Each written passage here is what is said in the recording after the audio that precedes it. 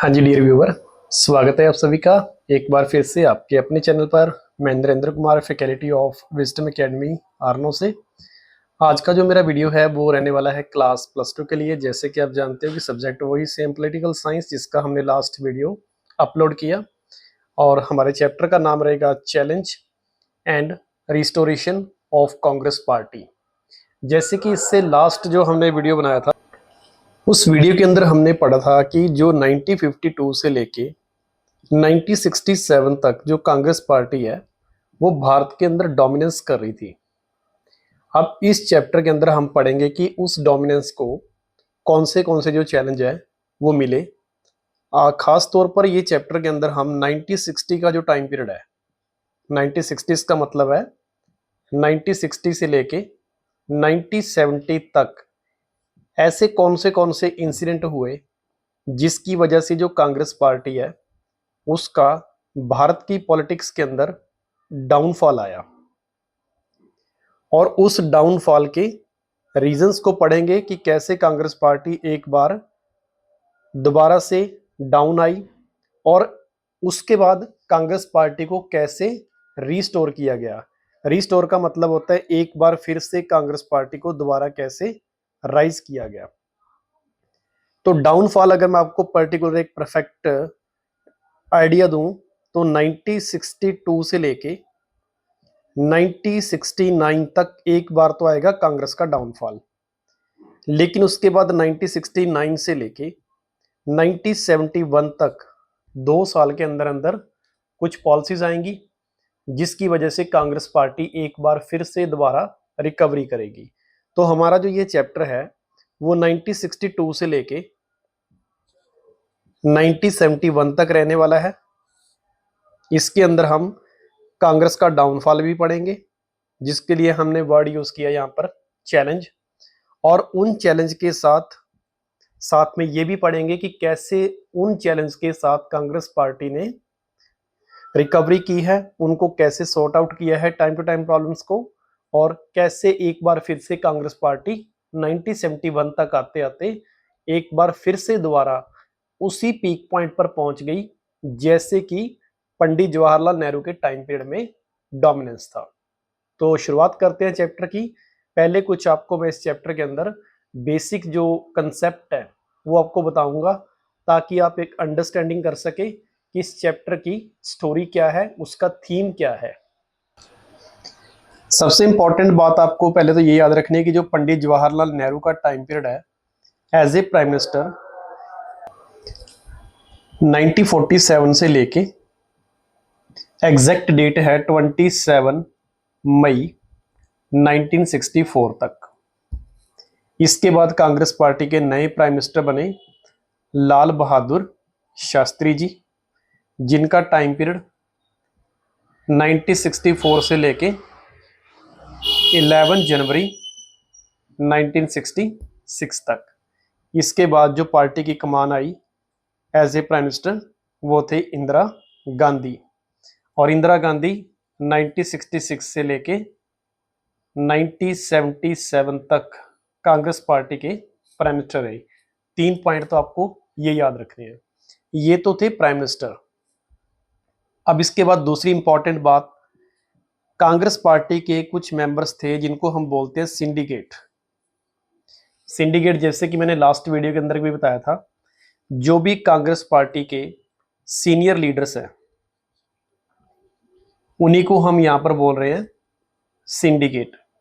और syndicate member के अंदर कांग्रेस पार्टी के जो उस समय प्रेसिडेंट थे उनका नाम है के कामराज। वेरी इंपॉर्टेंट पर्सनैलिटी इस चैप्टर के पॉइंट ऑफ व्यू से और अगले चैप्टर के पॉइंट ऑफ व्यू से भी ये नाम आपके लिए काफी इंपॉर्टेंट रहने वाला है। जो के कामराज थे ये 1963 से लेकर 1967 तक ये कांग्रेस पार्टी के प्रेसिडेंट थे। जैसे कि हर पार्टी के अंदर प्रेसिडेंट होता है, जैसे इस समय कांग्रेस पार्टी है जो उनके प्रेसिडेंट है जो वो साउथ के लीडर है मल्लिकार्जुन खड़गे जी। ये उस समय कांग्रेस पार्टी के 1963 से लेके 1967 तक। तो ये सारे फैक्ट आप एक बार नोट कर लीजिए, क्योंकि इन्हीं फैक्ट के बेस पर ये चैप्टर है जो हमने अंडरस्टैंड करना है। इसके बाद दूसरे जो इनके प्रेसिडेंट बने थे निजलिंग अप्पा, निजलिंग अप्पा 1967 से लेके 1969 तक। तो ये दो व्यक्ति इंपॉर्टेंट आपके लिए जो कांग्रेस पार्टी के प्रेसिडेंट थे और इन्हीं को हम बोलते हैं सिंडिकेट लीडर्स। इसके अलावा प्रेसिडेंट के बिना अगर हम और सिंडिकेट लीडर्स की बात करें तो एक नाम है केबी सहाय, केबी सहाय। और इनकी स्टेट भी आपको याद रखनी है। मैप के पॉइंट ऑफ व्यू से मैं आपको बता रहा हूं कि बड़े ही इंपॉर्टेंट है। इन 5 या 6 लीडर में से एक लीडर है जो वो आपको बोर्ड के एग्जाम के अंदर मैप में पूछा जाता है कि वो लीडर कौन सी स्टेट को बिलोंग करता है, मोस्ट इंपॉर्टेंट है। तो के कामराज है जो आपके ये बिलोंग करते हैं तमिलनाडु से। उसके बाद सेकंड लीडर है आपके निजलिंग अप्पा जो कि मैसूर से बिलोंग करते हैं, जिसको आज के टाइम में हम कर्नाटक लिखते हैं। केबी सहाय ये लीडर बिलोंग करते हैं बिहार से। इसके बाद जो नेक्स्ट पर्सनैलिटी है उसका नाम है एस.के. पाटिल जो बिलोंग करते हैं महाराष्ट्र से बिलोंग करते हैं, एस.के. पाटिल। फिर उसके बाद जो नेक्स्ट हमारे पास लीडर है अतुल्य घोष, अतुल्य घोष ये बिलोंग करते हैं वेस्ट बंगाल स्टेट से। ये भी एक सिंडिकेट लीडर हैं अतुल्य घोष। इसके बाद जो लास्ट चैप्टर में हमने पढ़ा था नीलम संजीव रेड्डी जिनका जिक्र इस चैप्टर के अंदर आने वाला है। बड़े ही इंपॉर्टेंट ये लीडर हैं और इनकी जो स्टेट है उसका नाम है आंध्र प्रदेश। तो ये आपको 6 फेमस पर्सनैलिटी के नाम याद रखने हैं और इन्हीं को हम बोलते हैं सिंडिकेट लीडर्स। इसका चाहे आप एक बार स्क्रीनशॉट लीजिए या इससे बेटर है कि आप इसको अपनी नोटबुक के ऊपर राइट डाउन करें ताकि आपको मैप के अंदर ये चीज़ याद रहे कि कौन सा लीडर कौन सी स्टेट को बिलोंग करता था। इन लीडर में से एक लीडर है जो वो बोर्ड के एग्जाम के अंदर मैप के पॉइंट ऑफ व्यू से बहुत इंपॉर्टेंट रहने वाला है। इसलिए इन लीडर्स के नाम और इनकी जो स्टेट है वो आपको याद रखनी होगी और इनके लिए हम यहाँ पर वर्ड यूज कर रहे हैं सिंडिकेट। ये टर्म बहुत इंपॉर्टेंट है क्योंकि सिंडिकेट का जो नाम है ये आपको इस चैप्टर में भी काम आने वाला है। इसके अगला चैप्टर है जो इमरजेंसी वाला, इन दोनों चैप्टर्स के अंदर ये टर्म सिंडिकेट बार बार रिपीट होगी और इसीलिए आपको ये याद करना बहुत जरूरी है। तो यहां से मैं आपको 2 चीज समझा चुका हूं, एक तो कांग्रेस पार्टी के प्राइम मिनिस्टर का टाइम पीरियड और एक सिंडिकेट मेंबर्स। ये दोनों ही चीज इस चैप्टर का बेस है जिसको आपने याद रखना है। अब इसके बाद हम चैप्टर की शुरुआत करते हैं और चैप्टर की शुरुआत करते हैं सबसे पहले चैलेंज कि कांग्रेस पार्टी को 1960 का जो टाइम पीरियड है इसके ऊपर आपको देखो क्वेश्चन कैसे आएगा। Why 1960s is dangerous decade for the Congress party या वहां पर वर्ड यूज कर सकते हैं कांग्रेस सिस्टम। तो इसमें आपको क्वेश्चन ऐसे आएगा और लॉन्ग क्वेश्चन है, बहुत ही इंपॉर्टेंट है एग्जाम के पॉइंट ऑफ व्यू से। और इसके अंदर आपको पूछा गया कि जो 1960 का टाइम पीरियड है और 1960 का मतलब कि 1960 से लेके लगभग 1970 तक का टाइम पीरियड, ये कांग्रेस पार्टी या कांग्रेस सिस्टम के लिए एक खतरनाक दशक क्यों था। दशक का मतलब डिकेड और डिकेड का मतलब 10 साल का टाइम पीरियड। तो यही 10 साल कांग्रेस के लिए खतरनाक थे और यही उसके लिए बड़े बड़े चैलेंज इसके अंदर आए। अब उन चैलेंज के बारे में हम इस वीडियो के अंदर पढ़ेंगे कि कांग्रेस पार्टी को कौन से चैलेंज है जो फेस करने पड़े। क्वेश्चन आपको बोर्ड के एग्जाम में ऐसे पूछा जाता है। तो कांग्रेस पार्टी को सबसे पहला जो चैलेंज फेस करना पड़ा वो था चाइना वॉर ऑफ 1962। अब इसके इंपैक्ट क्या पड़े देखो कांग्रेस पार्टी के ऊपर। सबसे पहली बात तो आपको ये पता है कि भारत ये लड़ाई हार गया था चाइना से, जो कि 20 अक्टूबर 1962 को स्टार्ट हुई थी और इस वॉर के अंदर इंडिया हार गया था। तो जिसकी वजह से कांग्रेस पार्टी की बदनामी हुई, उनकी लीडरशिप के ऊपर सवाल उठने शुरू हो गए कि इतनी मजबूत पार्टी और एक वॉर है जो वो हार गई। दूसरा, इसके साथ हमारे ऊपर एक इकोनॉमिक क्राइसिस आया, और इकोनॉमिक क्राइसिस के अंदर आपको पता है कि जैसे हम किसी कंट्री के साथ वॉर फाइट करते हैं तो उसमें आपका जो डेवलपमेंट का जो पैसा है वो सारे का सारा आपका वॉर के ऊपर खराब हो जाता है, जिसकी वजह से जो वेलफेयर प्रोग्राम्स हैं गरीबों के लिए वो सरकार उनको वो वेलफेयर प्रोग्राम प्रोवाइड नहीं कर पाती, जिसकी वजह से जो लोग हैं वो सरकार के अगेंस्ट हो जाते हैं या पार्टी के खिलाफ हो जाते हैं। तो पहला चैलेंज तो ये फेस करना पड़ा। सेकंड सेकंड है death of Jawaharlal Nehru. Congress party के लिए दूसरा सबसे बड़ा जो इस टाइम पीरियड के अंदर एक चैलेंज था, एक झटका था, वो था जवाहरलाल नेहरू की डेथ। क्योंकि लगभग 17 साल से कांग्रेस की जो लीडरशिप है वो इन्होंने अपने पास रखी हुई थी देश को चलाने के अंदर, या कांग्रेस पार्टी को रन करने के अंदर एक बहुत बड़ा रोल है जो वो नेहरू का था। लेकिन 17 साल की लीडरशिप खत्म होगी फाइनली जाके 27 मई 1964, और इस दिन पंडित जवाहरलाल नेहरू की डेथ हुई, जिसकी वजह से कांग्रेस पार्टी के लिए अब ये चैलेंज था कि अब इनका जो पॉलिटिकल सक्सेसर है, पॉलिटिकल सक्सेसर मतलब इसके बाद कांग्रेस पार्टी को कौन लीड करेगा, ये उसके बाद हमारे पास सेकंड बड़ा चैलेंज था कांग्रेस पार्टी के लिए, नेहरू का मरना, और उसके बाद उस पार्टी को लीड करने के लिए कौन सा नेता बेस्ट रहेगा जो कांग्रेस को दोबारा से डोमिनेंस कर सके। ये चैलेंज है जो कांग्रेस पार्टी को इसी टाइम पीरियड में फेस करना पड़ा। इसके बाद जो थर्ड चैलेंज आया, ड्रॉट्स एंड फेमाइंस। सबसे बड़ी प्रॉब्लम एक नेचुरल डिजास्टर आया 1960 से लेके 1964 तक भारत के अंदर लगातार मॉनसून फेलियर रहा, और मॉनसून फेलियर होने की वजह से भारत के अंदर बहुत बड़े लेवल पर जो फूड है उसकी शॉर्टेज होगी, और फूड की शॉर्टेज की वजह से भारत के अंदर लगातार जो महंगाई है वो बढ़ती जा रही थी, क्योंकि अनाज की सप्लाई कम थी, डिमांड ज़्यादा थी। तो इसकी वजह से ये बड़ा चैलेंज था कि भारत के लोगों को खाने पीने के लिए जो अनाज है वो कैसे प्रोवाइड किया जाए। देश के अंदर हंगरनेस है, जो भूखमरी है, वो बहुत ज़्यादा फैल चुकी थी, और कांग्रेस को ये प्रॉब्लम बार बार सामने आ रही थी कि अब देश के लिए फूड शॉर्टेज को कैसे पूरा किया जाए, फूड ग्रेन को कैसे बढ़ाया जाए। इसके बाद जो प्रॉब्लम नंबर 4 आई, अब ये ड्रॉट्स चल ही रहे थे उसी टाइम पे आपको पता है कि 1965 के अंदर इंडिया पाकिस्तान की वॉर स्टार्ट होगी। हालांकि हम ये वॉर जीत गए थे, लेकिन इकोनॉमी की जो कमर है वो टूट चुकी थी, क्योंकि इस बार जो थोड़ा बहुत पैसा हमारे पास डेवलपमेंट के लिए बचा था ये भी हमने पाकिस्तान वॉर के ऊपर वेस्ट कर दिया, तो जिसका इकोनॉमी के ऊपर सीधा सीधा इम्पैक्ट किया, और इस इम्पैक्ट की वजह से जो जनता है वो धीरे धीरे कांग्रेस पार्टी के खिलाफ होती गई। वॉर जीतने के बाद अगला चैलेंज, जो एक प्राइम मिनिस्टर इलेक्ट हुए थे लाल बहादुर शास्त्री जी, इनके बारे में आपको पता है कि इनकी भी जो डेथ है वो इस वॉर के बाद हो गई थी, जब आपने लास्ट चैप्टर में पढ़ा होगा ताशकंद एग्रीमेंट।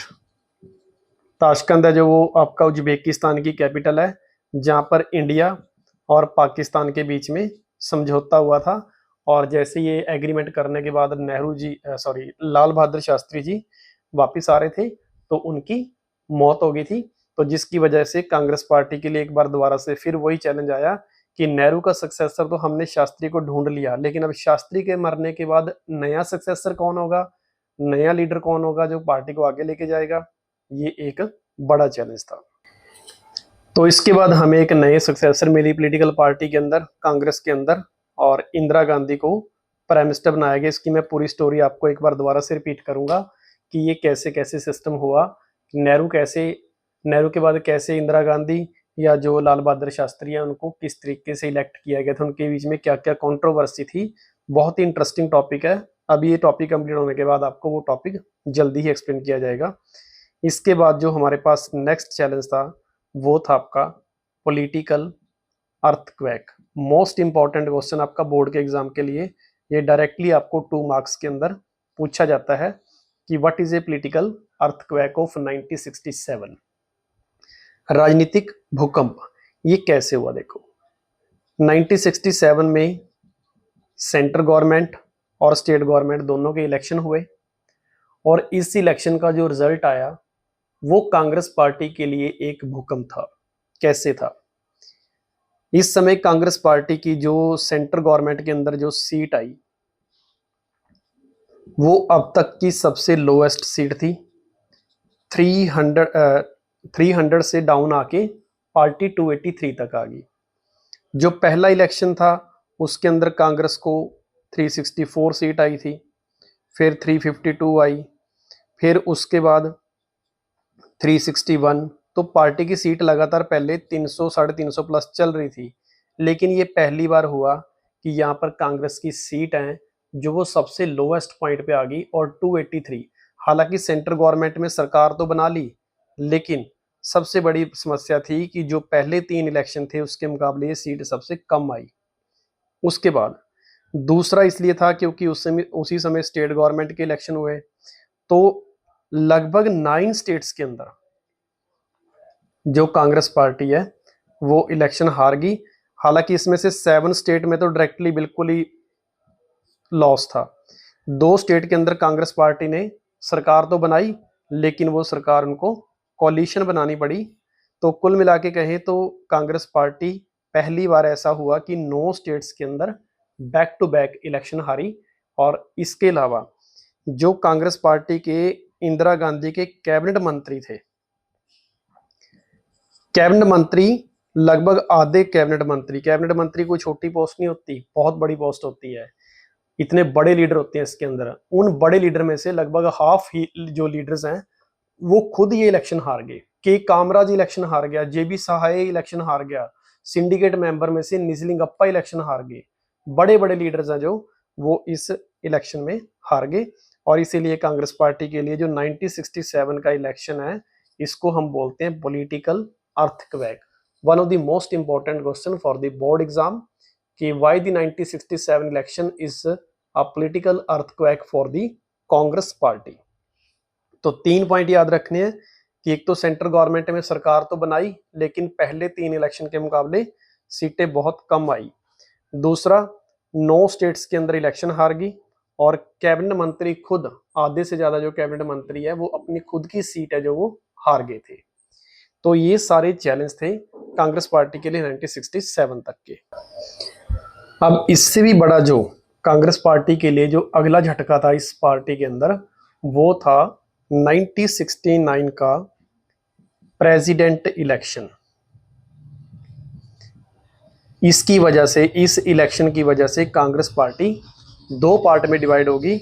एक का नाम था कांग्रेस ओ और एक का नाम था कांग्रेस आर। कांग्रेस पार्टी में खुद इस राष्ट्रपति के इलेक्शन को लेकर कांग्रेस पार्टी 2 पार्ट में डिवाइड होगी। एक कांग्रेस ओ बनी, एक कांग्रेस आर बनी। इसके बारे में मैं आपको पूरी इंफॉर्मेशन, ये पार्टी क्यों डिवाइड हुई, इसका क्या रीजन था, ये कंप्लीटली आपको मैं डिटेल में बताऊंगा वीडियो के नेक्स्ट पार्ट में जल्दी ही। अब जो कांग्रेस ओ है ये तो है, इसके अंदर सारे मेंबर थे जो आपके सिंडिकेट है जो कांग्रेस से अलग हो गए। और जो आर है ये पार्टी रहेगी इंदिरा गांधी के पास। तो ये कांग्रेस पार्टी के खुद में ही पार्टीशन हो गया, एक ओ बनी एक आर बनी। इसके कारण क्या है इसके ऊपर आपको मैं डिटेल में बताऊंगा, क्योंकि ये बोर्ड के एग्जाम के लिए आपका 4 मार्क्स का बड़ा ही इंपॉर्टेंट क्वेश्चन है। आपको बोर्ड के एग्जाम में पूछा जाएगा कि कांग्रेस पार्टी स्प्लिट क्यों हुई। तो इसके लिए हम वर्ड यूज करेंगे स्प्लिट। स्प्लिट का मतलब होता है किसी चीज का 2 पार्ट में डिवाइड हो जाना, अलग हो जाना, विभाजन हो जाना। तो इसके बारे में आपको मैं वीडियो के जल्दी ही नेक्स्ट पार्ट में बताने वाला हूं कि कांग्रेस पार्टी 2 हिस्सों में क्यों डिवाइड हुई, इसका रीजन आपको बताऊंगा। फिलहाल वीडियो में हमने जो अभी तक ये पार्ट समझा है इसके अंदर हमने ये पढ़ा है कि जो 1960 का टाइम पीरियड है ये कांग्रेस पार्टी के लिए एक डेंजरस डिकेड क्यों है। तो इसके अंदर आपके 2 लीडर की डेथ होगी, 2 वॉर होगी, 2 इलेक्शन हो गए, एक 1967 का और एक राष्ट्रपति का। 6 पॉइंट तो आप ऐसे याद रखोगे। और एक आ गया आपका इसके अंदर फेमाइंस। 2 वॉर, 2 प्राइम मिनिस्टर की डेथ, 2 इलेक्शंस, एक प्रेसिडेंट का इलेक्शन और एक सेंटर और स्टेट गवर्नमेंट का इलेक्शन और एक फेमाइंस। ये 7 बड़े कारण है जिसकी वजह से ये टाइम पीरियड कांग्रेस के लिए एक मुश्किल का टाइम पीरियड था और इसको बोलते हैं dangerous decade for the Congress party. अब चलते हैं हम थोड़ा डिटेल में। डिटेल में चलने का मतलब है कि नेहरू से शास्त्री तक का सफर कैसे तय हुआ, इनके टाइम पीरियड में क्या क्या हुआ। जैसे कि आपको मैंने फर्स्ट पार्ट में अभी बताया कि जो नेहरू हैं उनकी डेथ होगी 27 मई 1964 के अंदर। ये पॉइंट आप साथ साथ नोट करते जाइए। और इस समय जो के कामराज हैं ये कांग्रेस के सिंडिकेट मेंबर हैं और ये कांग्रेस पार्टी के उस समय प्रेसिडेंट थे। तो इन्होंने बिना किसी अनअनाउंसली इलेक्ट किया कि जो कांग्रेस पार्टी के अगले राष्ट्र प्रधानमंत्री होंगे, पीएम होंगे, तो वो होंगे लाल बहादुर शास्त्री जी। इनके ऊपर किसी को कोई ऑब्जेक्शन नहीं था। विदाउट एनी ऑब्जेक्शन सभी ने एक्सेप्ट कर लिया कि जो लाल बहादुर शास्त्री हैं वो कांग्रेस पार्टी के अगले पीएम होंगे। तो सिंपल थे, बड़े ही ईमानदार नेता थे और इनके बारे में बताया जाता है कि ये पंडित जवाहरलाल नेहरू हैं जो उनकी जो कैबिनेट है उनके अंदर ये कैबिनेट के अंदर रेलवे मिनिस्टर थे। रेलवे मिनिस्टर थे और एक बार क्या हुआ कि रेलवे का कोई एक बड़ा इंसिडेंट हो गया जिसके अंदर काफ़ी मौत होगी, जान माल का नुकसान हुआ। तो इन्होंने उस इंसिडेंट की वजह से अपनी मॉरल रिस्पॉन्सिबिलिटी निभाई और उन्होंने कहा कि मैं रेलवे मंत्री हूँ और मेरे मंत्रालय के अंदर ही ये इतना बड़ा इंसिडेंट हुआ है। तो इन्होंने अपनी मर्जी से खुद अपनी पोस्ट से रिजाइन दे दिया था। इतने ईमानदार थे, अपनी नैतिक जिम्मेवारी को समझते हुए इन्होंने खुद रेलवे मंत्री से इस्तीफा दे दिया था। अब जो शास्त्री जी हैं इनको अपने टाइम पीरियड के अंदर 2 प्रॉब्लम्स फेस करनी पड़ी। एक तो उस समय मैंने आपको बताया था कि भारत के अंदर फेमाइंस चले थे, फूड की शॉर्टेज थी और उसी समय इंडिया और पाकिस्तान की वॉर थी। ये 2 बड़े चैलेंज थे शास्त्री जी के लिए और इसी की वजह से इन्होंने फिर एक स्लोगन दिया और स्लोगन का नाम है जय जवान जय किसान। अब देखिए कोई भी स्लोगन है, ऐसे नहीं कि वो अपनी मर्जी से किसी ने भी स्लोगन दे दिया और वो पॉपुलर हो गया। कोई भी स्लोगन दिया जाता है उसके पीछे कुछ सर्कमस्टांसेस काम करते हैं और उन हालातों के हिसाब से ही वो स्लोगन्स है जो वो डेवलप किए जाते हैं। और ये स्लोगन में आप देखोगे तो यहाँ पर जय जवान किसके लिए बोला गया, क्योंकि उस समय भारत के जो जवान हैं उनको हौसले की जरूरत थी क्योंकि लड़ाई चल रही थी और उसी समय हमारे किसानों को भी जरूरत थी एक मोटिवेशन की, क्योंकि उस समय फेमाइंस चल रहे थे। तो जिसकी वजह से ये स्लोगन दिया गया जय जवान जय किसान। ये आपको एग्जाम के अंदर पूछा जाता है कि ये जो स्लोगन है वो किन्होंने दिया, तो आपका आंसर रहेगा लाल बहादुर शास्त्री जी। इसके बाद शास्त्री जी को पता था कि जो कांग्रेस पार्टी के बड़े लीडर हैं, सिंडिकेट मेंबर्स हैं, वो काम नहीं करने देंगे और उनको इतना एक्सपीरियंस नहीं था भी एज ए प्राइम मिनिस्टर। तो इन्होंने अपनी एडवाइजरी के लिए एक ऑफिस बनाया, सचिवालय बनाया, पीएमओ, प्राइम मिनिस्टर ऑफिस, जिसके अंदर उन्होंने आईपीएस या आईएएस जो ऑफिसर हैं उनकी एडवाइस के ऊपर ही अपनी गवर्नमेंट को रन किया। चाहे वो 1.5 साल के लिए ही देश के प्रधानमंत्री रहे, लेकिन उनके जीवन काल का सबसे बड़ा काम था कि उन्होंने प्राइम मिनिस्टर ऑफिस की फाउंडेशन की और उसके बाद इंदिरा गांधी ने इसको फॉलो किया, जिसके अंदर इकोनॉमिक्स, बड़े बड़े पॉलिटिशियंस, लीडर्स, आईपीएस जिनको काफ़ी एक्सपीरियंस है, तो उनकी एडवाइस से ही ये सरकारें चलाते थे। तो ये सफ़र था नेहरू से लेकर शास्त्री तक का और फाइनली जाके ताशकंद एग्रीमेंट के बाद जो शास्त्री जी है उनकी मृत्यु हो गई थी। अब शास्त्री जी की मौत के बाद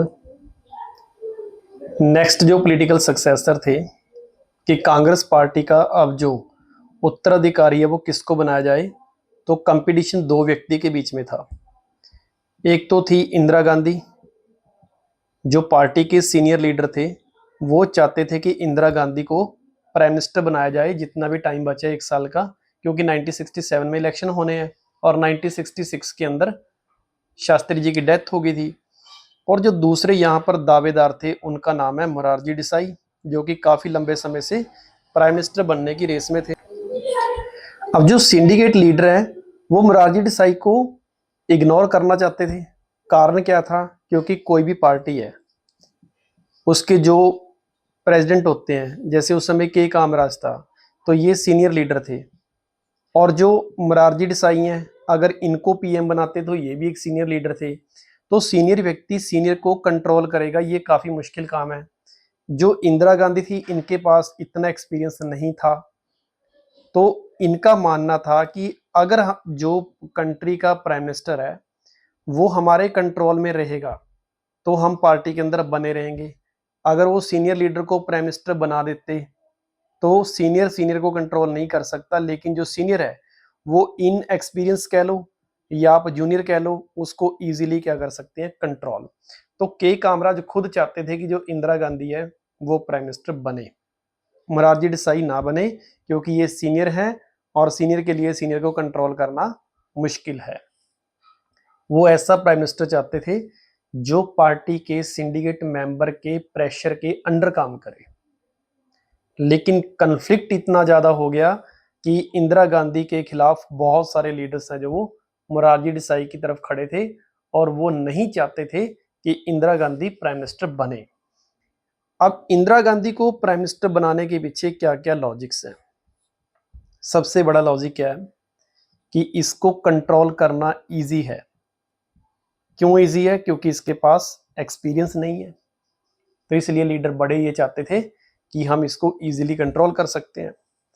दूसरा कारण यह है कि इंदिरा गांधी अगर प्राइम मिनिस्टर में बनती है तो इंटरनेशनल लेवल पर एक अच्छा मैसेज जाएगा कि इंडिया ने किसी फीमेल को प्राइम मिनिस्टर बनाया है।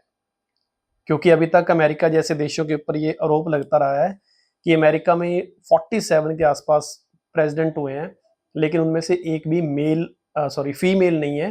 जितने भी बने हैं वो अभी तक टोटल मेल बने हैं। तो इंटरनेशनल लेवल पर एक अच्छा मैसेज जाएगा, इसीलिए वो चाहते थे कि इंदिरा गांधी को हम प्राइम मिनिस्टर बनाए। तीसरा कारण है कि वो नेहरू की बेटी थी, तो ये भी एक अच्छा साइन था कि उन्हीं के फैमिली में से जो सक्सेसर है वो आगे आई। तो ये कुछ कारण थे। अगर मैं इन सभी कारण में से देखूं तो मुझे लगता है कि सबसे बड़ा कारण उसका ये था कि इनको कंट्रोल करना इजी है, बिकॉज इनके पास एक्सपीरियंस की कमी है। अब ये फैसला कैसे हुआ कि इंदिरा गांधी ही प्राइम मिनिस्टर बनेगी? तो उसके लिए करवाया गया बैलेट वोट। कांग्रेस पार्टी के अंदर ही वोट करवाई गई, आम जनता से वोट नहीं करवाई गई। तो जितने भी कांग्रेस पार्टी के लीडर थे तो उनके पास बैलेट वोट करवाया गया और बैलेट वोट के अंदर एक बॉक्स रखा गया इंदिरा गांधी के लिए, एक रखा गया मोरारजी देसाई के लिए। मोरारजी देसाई भी अपने आप में एक सीनियर लीडर थे, कोई आम नेता नहीं थे, गद्दावर नेता थे पूरे, क्योंकि ये पहले भी बॉम्बे जो हमारी स्टेट थी, आजकल तो हम उसको दो पार्ट में देखते हैं कि गुजरात एक महाराष्ट्र, लेकिन उस समय ये बॉम्बे था। तो बॉम्बे है जो, इनके ये पहले सीएम रह चुके थे मोरारजी देसाई, एक्सपीरियंस था। तो इंदिरा गांधी के फेवर में पड़े 2/3 वोट। 2/3 का मतलब टोटल का ऑलमोस्ट आप कह सकते हो कि 70% के आसपास लोगों ने इंदिरा गांधी को फेवर किया बैलेट बॉक्स के जरिए, और 30% लोगों ने मोरारजी देसाई को फेवर किया। और यहाँ पर मैं आपको फिर बताता हूँ कि ये इलेक्शन आम जनता के लिए नहीं हुए, इसके अंदर आम जनता ने पार्टिसिपेट नहीं किया। सिर्फ कांग्रेस की जो कोर कमेटी है, जो उनके मेन मेंबर्स हैं, उनके बीच में ही ये वोटिंग हुई। और 70% लोगों ने बोला कि इंदिरा गांधी बननी चाहिए और 30% ने बोला मोरारजी देसाई। तो फाइनली ये डिसाइड हो गया कि इंदिरा गांधी ही अब नेक्स्ट प्राइम मिनिस्टर होगी 1967 तक। यहाँ पे ध्यान रखना है कि 1967 तक की बात कर रहा हूँ, क्योंकि 1966 के अंदर शास्त्री जी की डेथ हुई और 67 के अंदर इलेक्शन दोबारा होने हैं। ये तो सिर्फ प्राइम मिनिस्टर की डेथ की वजह से प्राइम मिनिस्टर चेंज करना पड़ा पार्टी को, दोबारा फिर इलेक्शन हो गए 67 के अंदर। तो इस तरीके से इंदिरा गांधी है जो देश की प्रधानमंत्री बनी पहले 1 साल के लिए। और मोरारजी देसाई नाराज ना हो तो इसके लिए इनको एक ओहदा दिया गया, बहुत बड़ी पोस्ट दी गई, फाइनेंस मिनिस्टर, और इनको देश का वाइस प्राइम मिनिस्टर भी बनाया गया ताकि पार्टी के अंदर किसी प्रकार का स्प्लिट ना हो। तो इंदिरा गांधी अब पीएम बन चुकी है 66 के अंदर, और मोरारजी देसाई है जो वाइस प्राइम मिनिस्टर बन चुके हैं। तो ये कहानी थी शास्त्री से इंदिरा गांधी तक। अब आगे हम वीडियो में पढ़ेंगे कि इंदिरा गांधी है जो, उनके टाइम पीरियड में क्या क्या क्राइसिस आए और उन्होंने कैसे 1967 का इलेक्शन लड़ा, उस इलेक्शन के अंदर कांग्रेस पार्टी कैसे डाउन गई। ये सारी स्टोरी है जो, वो हम जल्दी ही वीडियो का जो नेक्स्ट पार्ट है उसमें लेके आ रहे हैं। आप इन सभी फैक्ट्स को नोट कीजिए। और यहाँ पर आपको मैं बड़ी इंपॉर्टेंट एक चीज बताता हूँ कि जब तक आपको ये वाला चैप्टर अंडरस्टैंड नहीं होगा, आप नेक्स्ट चैप्टर बिल्कुल नहीं समझ सकते, क्योंकि इन दो चैप्टर्स की आपस में इतनी ज्यादा कनेक्टिविटी है कि इस चैप्टर के बेस पे ही आपको सेकंड जो नेक्स्ट चैप्टर आने वाला है इससे, वो आपको समझ आएगा कि इंदिरा गांधी को इमरजेंसी क्यों लगानी पड़ी। यही सारे जो फैक्ट्स हैं ये उसी चैप्टर से कनेक्टेड है। तो इसलिए ये चैप्टर आपके लिए नेक्स्ट चैप्टर को समझने के लिए एक बेस है, मोस्ट इंपॉर्टेंट चैप्टर है ये आपका। तो यहाँ से मैं वीडियो का जो पार्ट 1 है उसको कंप्लीट कर रहा हूँ, और शायद हो सकता है कि इस वीडियो के एक पार्ट और आए या फिर 2। तो कोशिश करेंगे कि सेकंड पार्ट में इसको मैं कंप्लीट करूं। फिलहाल आप इसके नोट्स बनाएं, एक बार इसको रीड करें, और जब तक हमारा नेक्स्ट वीडियो आता है आप इस कंसेप्ट को समझें, ताकि आपका बेस तैयार हो जाए और आपको चीजें एक सीक्वेंस में अरेंज होना स्टार्ट हो जाए।